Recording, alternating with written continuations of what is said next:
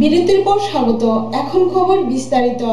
সুস্থ হয়ে উঠেছেন মুখ্যমন্ত্রী মানিক সরকার। তার জ্বর কমেছে বলে চিকিৎসকরা জানিয়েছেন। কিছু সময়ের জন্য মহাকরণেও যান তিনি।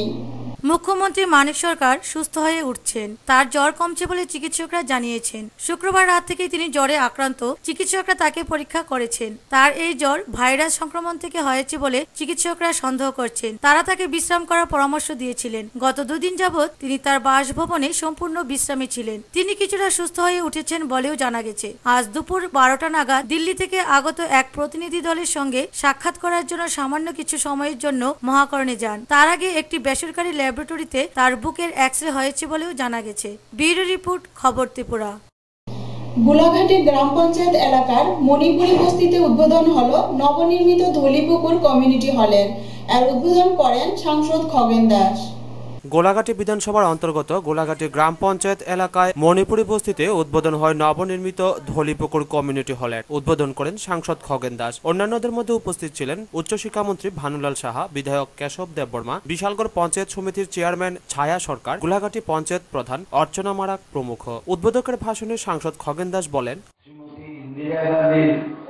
যখন দিল্লিতে প্রধানমন্ত্রী ছিলেন সেই সময় গোটা ভারতবর্ষের জরুরি অবস্থা জারি করা হয়। আমাদের অনেক নেতা 25শে জুন রাত্রিরে গ্রেপ্তার হয়ে যান,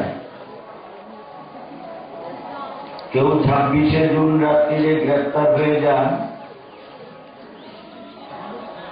আমার বিরুদ্ধে গ্রেপ্তারি পরোয়ানা জারি করা হয়েছে। মন্ত্রী ভানুলাল সাহা বলেন, প্রতিটি বছরতেই নিজেদের উদ্যোগে একটি করে মণ্ডপ ছিল, যেখানে কৃষ্টি ও সংস্কৃতির চর্চা হয়। সেগুলো অনেকগুলো ভগ্ন দশা হয়ে গিয়েছিল, যেগুলো সমাজের পক্ষে আর রিপেয়ার বা পুনর্নির্মাণ করা সম্ভব ছিল না, কারণ প্রচুর টাকা লাগে। সাংসদ তহবিল থেকে মঞ্জুরকৃত 12,39,460 টাকা ব্যয়ে নির্মিত হয়েছে কমিউনিটি হলটি। এরকম একটি হল পেয়ে স্বভাবতই খুশি এলাকার সংস্কৃতিপ্রেমী মানুষরা। উদ্বোধনী অনুষ্ঠানে এলাকাবাসীদের উপস্থিতি ছিল লক্ষণীয়। বিশালগড় থেকে শম্পা ভৌমিকের রিপোর্ট, খবর ত্রিপুরা। আন্তর্জাতিক ক্রিকেট ছাড়ার পর সাংবাদিক সম্মেলনে অবসর গ্রহণের সিদ্ধান্তকে সঠিক বলে জানালেন ক্রিকেট ঈশ্বর শচীন তেন্ডুলকর। কয়েক ঘন্টার মধ্যেই একটা লোকের জীবনযাত্রা আমূল পাল্টে যেতে পারে না। 24 বছর ধরে একটা লোক যেভাবে চলাফেরা করেছে 24 ঘন্টার মধ্যে তাই অন্য মেরুতে যাওয়া সম্ভব নয়। বলা চলে একজন আম আদমি, একজন দায়িত্বশীল স্বামী, একজন দায়িত্বশীল পিতার সেই ভূমিকায় দেখা গেল তাকে। তিনি ক্রিকেটের ঈশ্বর শচীন তেন্ডুলকর। 16 নভেম্বর 2013 আন্তর্জাতিক ক্রিকেট ছাড়লেন ক্রিকেট ঈশ্বর। ক্রিকেট থেকে অবসরের পর প্রথমবার সাংবাদিকদের মুখোমুখি হলেন ভারতরত্ন শচীন তেন্ডুলকর। সদ্য প্রাক্তন মাস্টার ব্লাস্টার বললেন, আন্তর্জাতিক ক্রিকেটে তার 24 বছরের কেরিয়ার ছিল স্বপ্নের সফর। বললেন, ক্রিকেট তার কাছে জীবন, অক্সিজেন। 22 গজ তার কাছে মন্দিরের মতো। তবে অবসরের সিদ্ধান্ত সঠিক ছিল বলে মন্তব্য করেছেন মাস্টার ব্লাস্টার। আরব সাগরের তীরে ওয়াংখেড়ে স্টেডিয়ামে অবসান হয়েছে শচীন জমানার। আরব সাগরের সূর্যাস্তের রঙে ছিল বিষাদের সুর। শচীনের বিষাদী ভাষণ আবেগাপ্লুত করে তুলেছিল বিশ্বজোড়া অগণিত গুণমুগ্ধকে। ক্রিকেটের 22 গজে আর দেখা যাবে না আন্তর্জাতিক ক্রিকেটে 100তম সেঞ্চুরির মালিককে। বিষণ্ণ বাস্তবতার সেই রাজকীয় অবসরের পর সাংবাদিক বৈঠকে শচীন বলেছেন, অবসরের সিদ্ধান্ত সঠিক ছিল। অবসর প্রসঙ্গে তিনি বলেন, যখন অবসরের সিদ্ধান্ত নিয়েছিলাম তখন আবেগপ্রবণ হয়ে পড়ি, কারণ আমি জানতাম এটা সঠিক সিদ্ধান্ত। অবসর গ্রহণের দিনই ভারত সরকার শচীনকে ভারতরত্ন পুরস্কার দেওয়ার কথা ঘোষণা করেছে।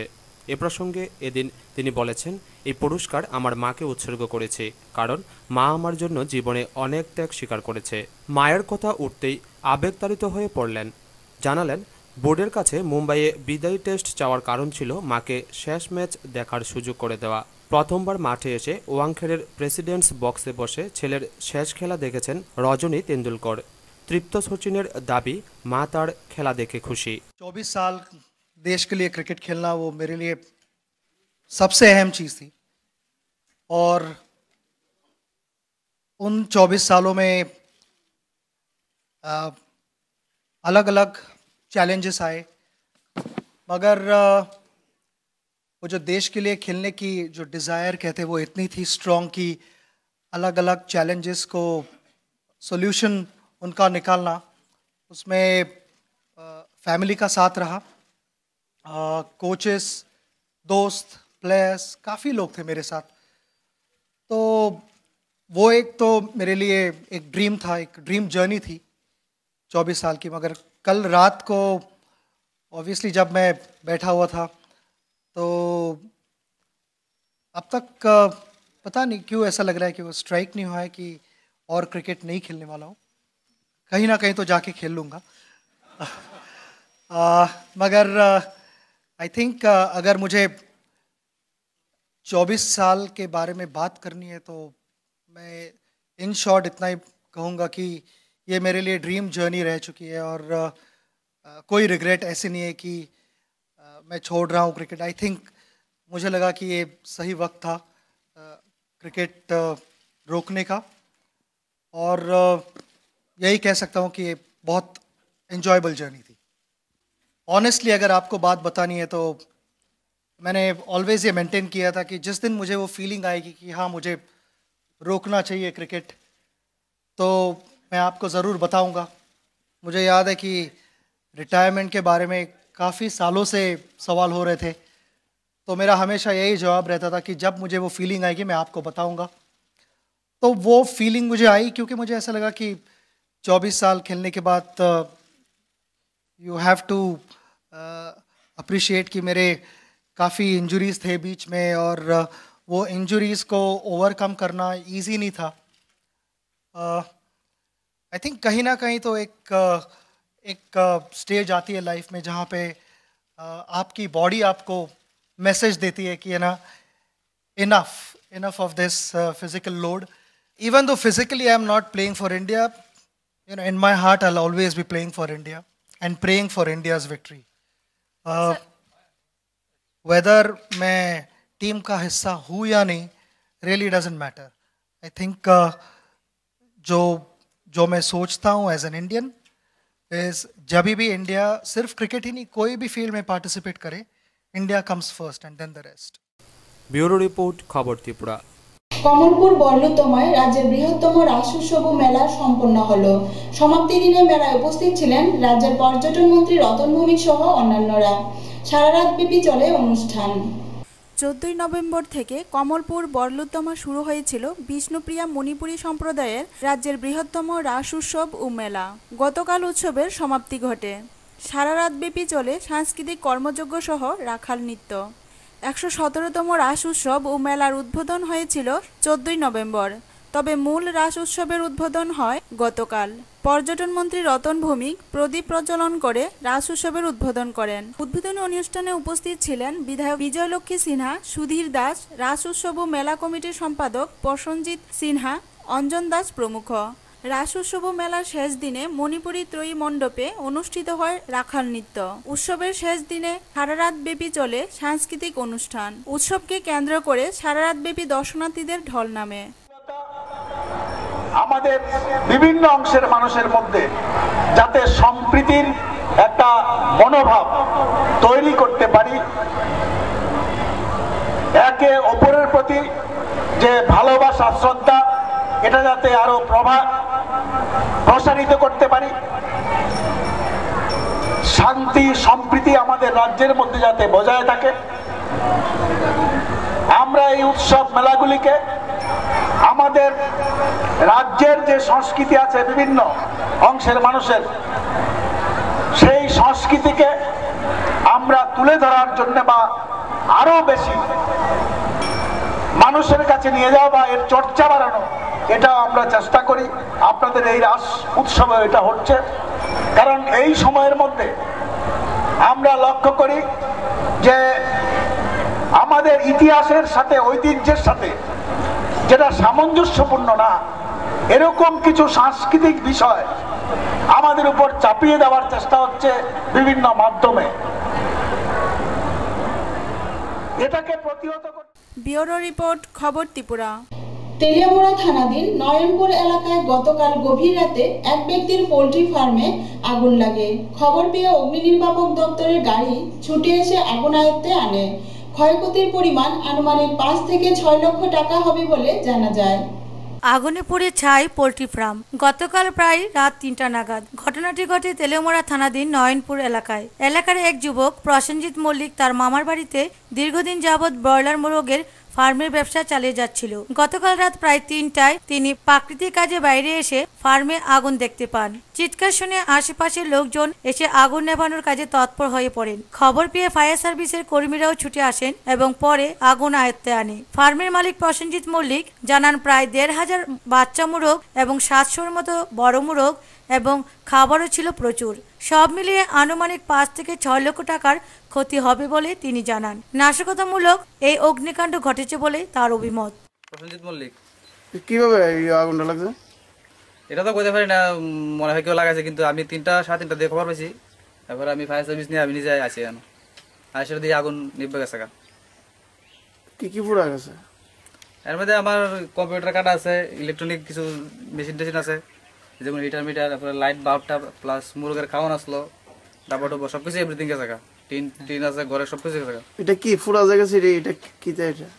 এটা ফার্মই, মুরগের ফার্ম। তো মুরগ কেমন মরছে?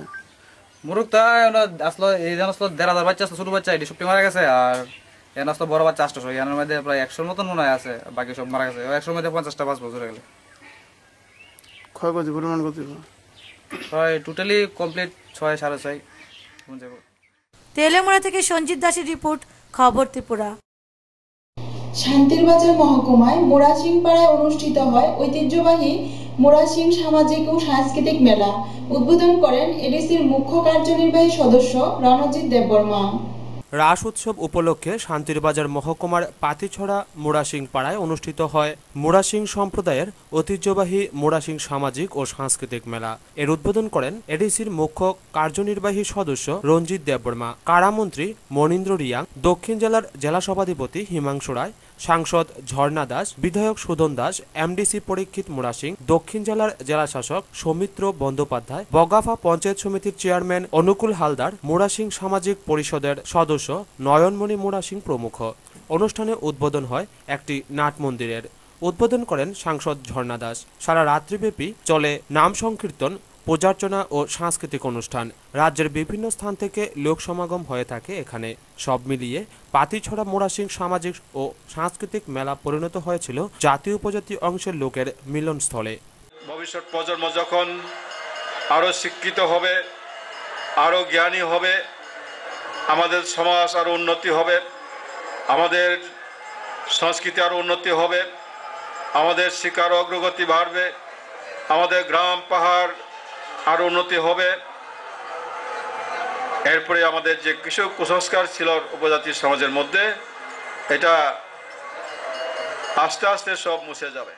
আমি সবচেয়ে বেশি গর্বিত আমার এই গ্রামের জন্য, যেই গ্রাম মাথা উঁচু করে দাঁড়িয়েছে, যেই গ্রাম ছোট্ট পরিসরের যে মেলা, সংহতি মেলা সংগঠিত করত, আজকে লাখো লোকের সমন্বয়ে আমাদের এই মেলবন্ধনের মেলা আগে ছিল না। কিন্তু আমরা যারা উপজাতি, আমাদের প্রত্যেকটা যে ট্রেডিশনের, আমাদের কৃষ্টি কালচার থেকে শুরু করে বিভিন্ন বিষয় কিন্তু আমরা সম্পূর্ণভাবে এখনো তুলে ধরার মতন সেরকম সক্ষমতা লাভ করতে পারিনি। সবে মাত্র শুরু করেছি আমরা। এটা সরকারের সাহায্য ছাড়া সেটা কোনোদিন সম্ভব হয় না। ব্যুরো রিপোর্ট, খবর ত্রিপুরা। ডিওয়াইএফআই ১০ম ধনপুর অঞ্চল সম্মেলন অনুষ্ঠিত হয় ইন্দোরিয়া এসবি স্কুলে। সম্মেলন শেষে প্রকাশ্য সমাবেশের প্রধান বক্তা ছিলেন ক্রীড়ামন্ত্রী শহীদ চৌধুরী।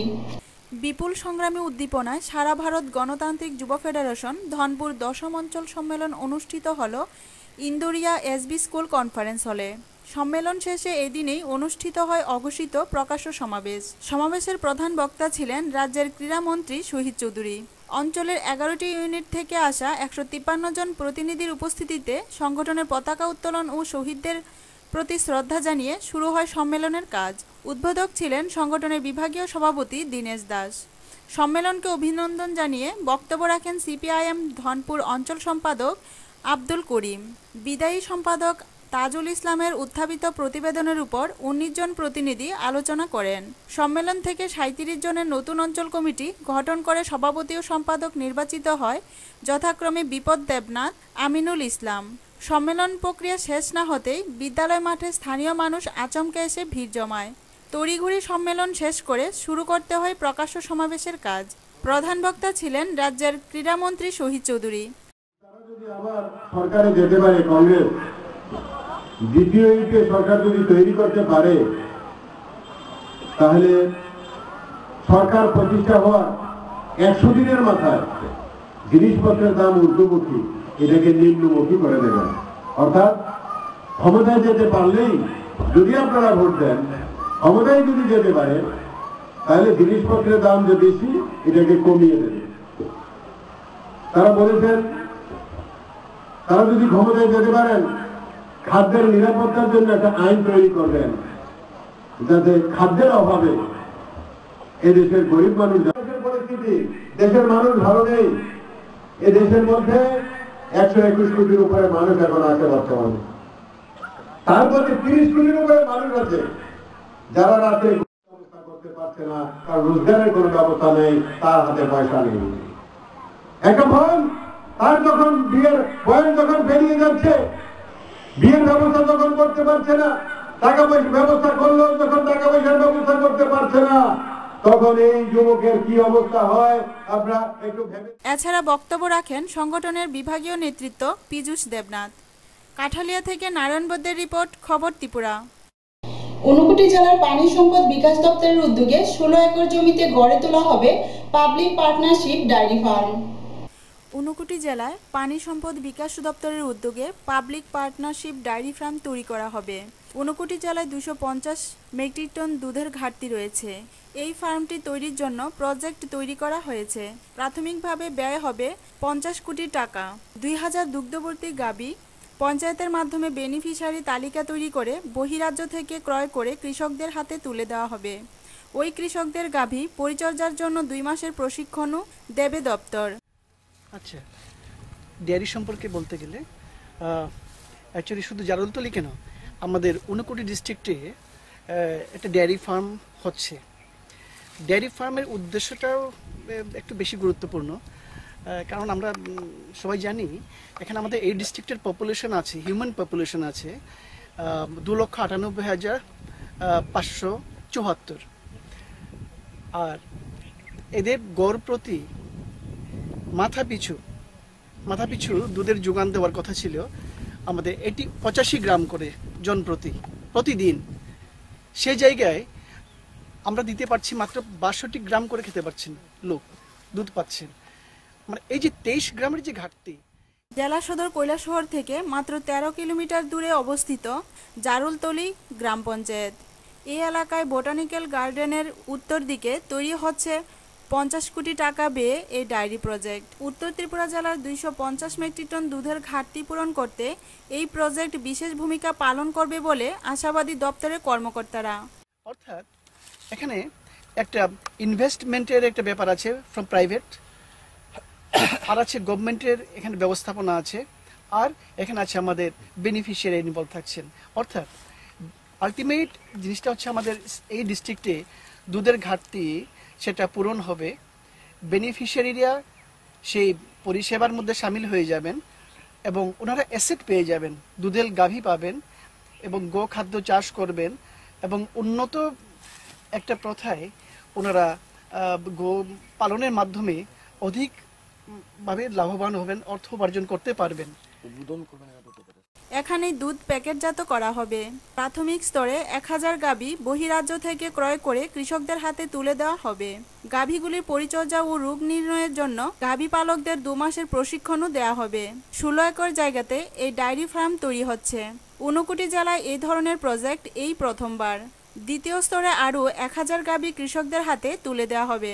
কৃষকরা তাদের পরিবারে দুধের ঘাটতি পূরণ করে এই ডায়েরি ফার্মে অতিরিক্ত দুধ বিক্রয় করবেন বলে জানান দপ্তরের আধিকারিক সঞ্জীব সিনহা।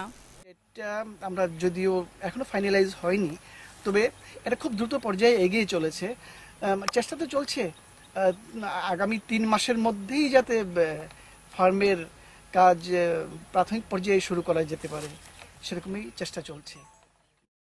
কৈলাসহর থেকে অয়ন মজুমদারের রিপোর্ট, খবর ত্রিপুরা। গণতান্ত্রিক নারী সমিতির হিংসামুক্ত সমাজ চাই শীর্ষক এক আলোচনা চক্রের আয়োজন করা হয় রাজনগর নেতাজি সুভাষ মিলনায়তনে। এতে শত শত নারীরা অংশ নেয়। ভোর থেকে মধ্যরাত পর্যন্ত যে নারীরা হাড়ভাঙ্গা খাটুনি দেন সংসারে, তারাই সবচেয়ে বেশি গার্হস্থ্য হিংসার শিকার। তারপরও স্বামী সন্তানের দিকে চেয়ে সহ্য করছেন। এসব বন্ধ করতে হবে। সেজন্য সবার আগে প্রয়োজন লেখাপড়া। মেয়ে সন্তানদের ছোট বয়সে বিয়ে না দিয়ে পড়াশুনো শেখাতে হবে, যাতে ভবিষ্যতে তারা অর্থনৈতিক স্বাধীনতা পেতে পারে। তাহলে দেখা যাবে নারীদের উপর নির্যাতন কমছে। আজ রাজনগরে গণতান্ত্রিক নারী সমিতির হিংসামুক্ত সমাজ চাই শীর্ষক আলোচনা চক্রে অতিথি বক্তার ভাষণে বলছিলেন অধ্যাপক ও বিশিষ্ট লেখক দেবব্রত দেবরায়।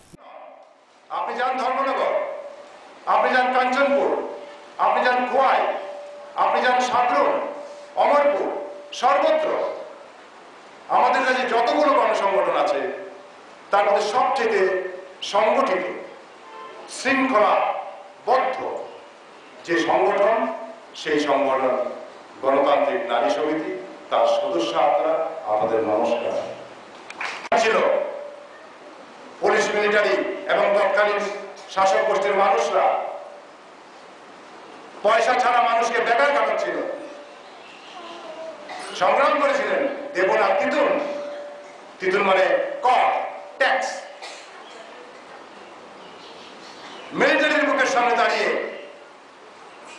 কুমারী দেববর্মা, মধুতি দেববর্মা, রূপশ্রী দেববর্মা, 3 আদিবাসী নারী 1949 সালের আপনার বড় শহরের মতো হয়েছে, সেরকম ছিল না সেই সময়টা। আত্মবলিদান করেছেন। তার আগের বছর গোলাঘাটের কৃষক বিদ্রোহ, পরপর 11 জন কৃষক আত্মবলিদান করেছেন।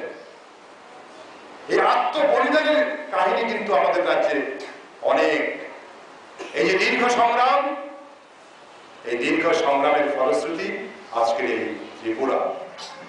নেতাজি সুভাষ মিলনায়তনে উপচে পড়া ভিড়ে এদিন বিলোনিয়া বিভাগের নারী নেত্রী খুকু ঘোষ বঙ্গের তৃণমূল নেত্রীর ও তার দলের দুঃশাসন তুলে ধরে এ রাজ্যের ষড়যন্ত্রকারীদের বিরুদ্ধে শক্ত প্রতিরোধ গড়ার ডাক দেন।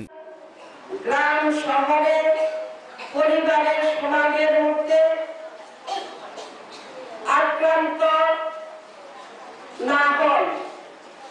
আমরা চাই হিংসামুক্ত একটা সমাজ, যে সমাজের মধ্যে মহিলারা নির্ভয়ে থাকতে পারবে। আলোচনা চক্রে অন্যান্যদের মধ্যে উপস্থিত ছিলেন বিভাগীয় নেত্রী শিউলি লুত, জয়া ব্যানার্জি, নমিতা